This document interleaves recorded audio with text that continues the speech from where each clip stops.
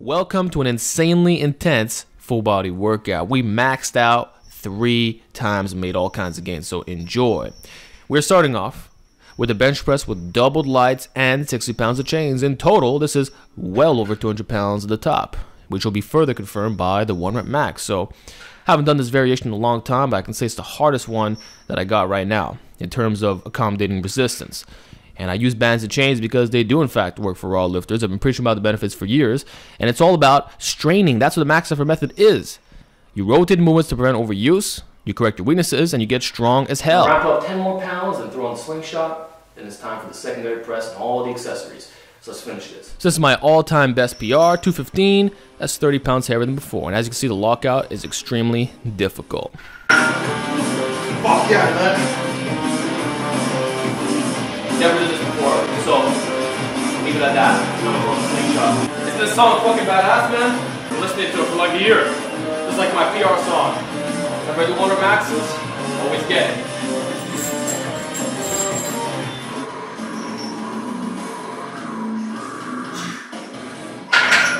Okay, now we're gonna do rapid sets of 10. Took off the band, so let's see what this feels like. Now, you know what I find interesting? The fact that this PR is exactly 30 pounds more. And at the time that I did 185, my raw bench was at 365 touch and go. So it's funny how the numbers are exactly matched. Pretty much confirms what I've been telling you all along. Now, for the secondary press, I strip off the bands. We're doing reps of 10. So 3x10, classic bodybuilder setup. Pay attention to the form, by the way. Always tucking in those elbows, man. Don't want to flare completely out to the sides. That's a one-way ticket to Snap City, in my opinion. So, why am I doing this instead of 3x3?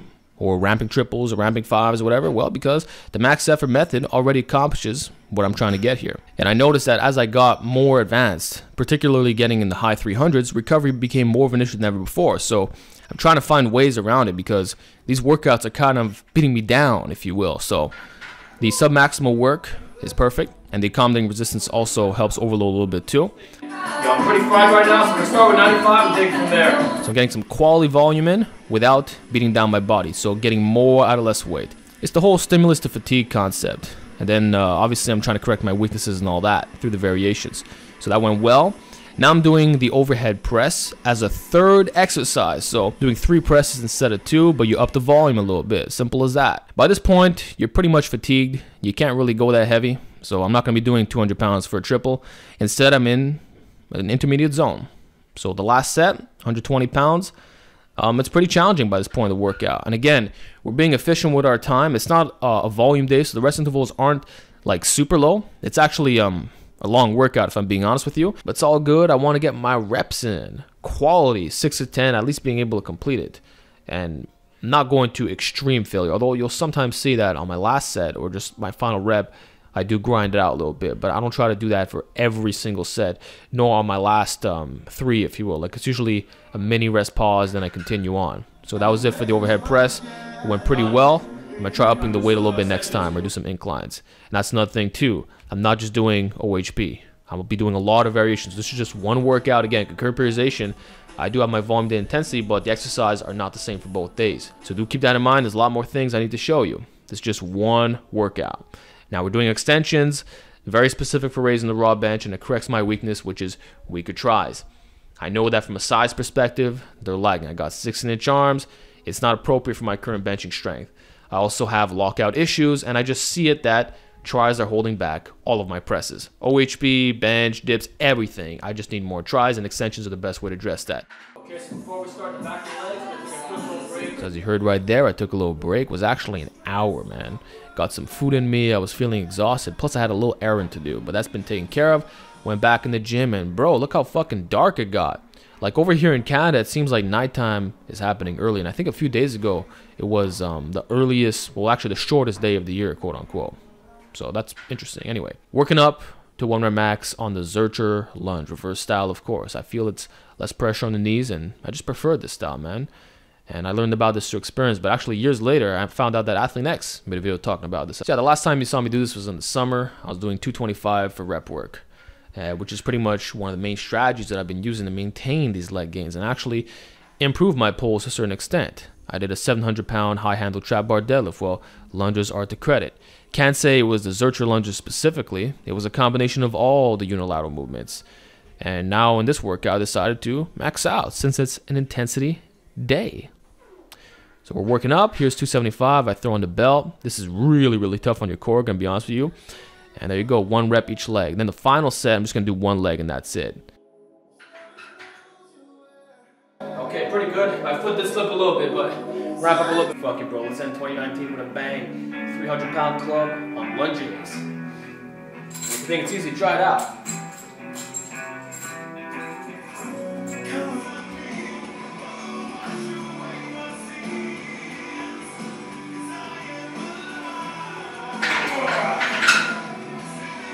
So there you have it. That's the heaviest lunge I've ever done in my life. I think it went pretty well. Probably had a little bit more to me, but fuck it. I wanted that 300 pounds and 2019 strong, man. So more leg gains on the way. And on that note, I don't know if I'll keep doing like heavy 1 rep max lunges, because the way that I got this was through volume work, like doing 5x20 and ramping sets of 10 and stuff. So I don't know if it's worth doing 1 rep max on the exercise. I might just stick to the poles and do the lunges for volume, but we'll see. Anyway, working up to a 1 rep max on the medium neutral pull-up. This has always been a very difficult variation, but I've been working on it. So we're gonna max out. 150 is a complete fucking joke. You could see just holding the top, no problem. Then I felt confidence. I was like, you know what? Let's do 165. Fuck it. Let's do 165 pounds. Haven't touched this weight in a very long time. So we're pretty much mastering all the variations. I done this wide, chin up, standard grip. Now we're doing medium, neutral. So let's get another PR, man.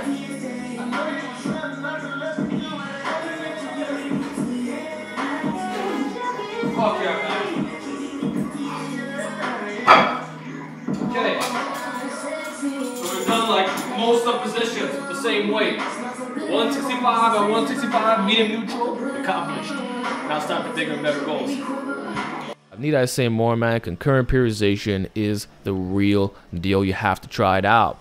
And I can tell you again, through over a year of specializing in weighted pull-ups, it's done so much for my freaking back. You can see it right now. You can see the carryover that it's yielded. Like, bro, it's the fucking truth. I barely do any rows. Actually, in this workout, I did some band rows on the side, but it was with a light band. So vertical pulls have been the name of the game, and I don't plan on stopping that.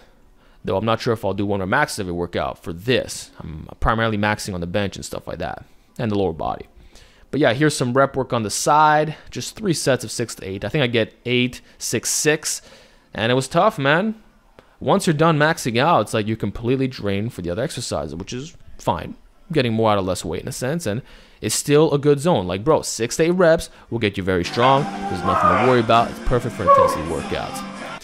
So yeah, now we're moving on to the accessories. This part's going to be quick. I don't want to ramble on too much. The main work is pretty much done. This is just to make sure that we don't get snapped up, and we're working on our weaknesses. So as you know, my biceps are proportionally lagging, so got a curl.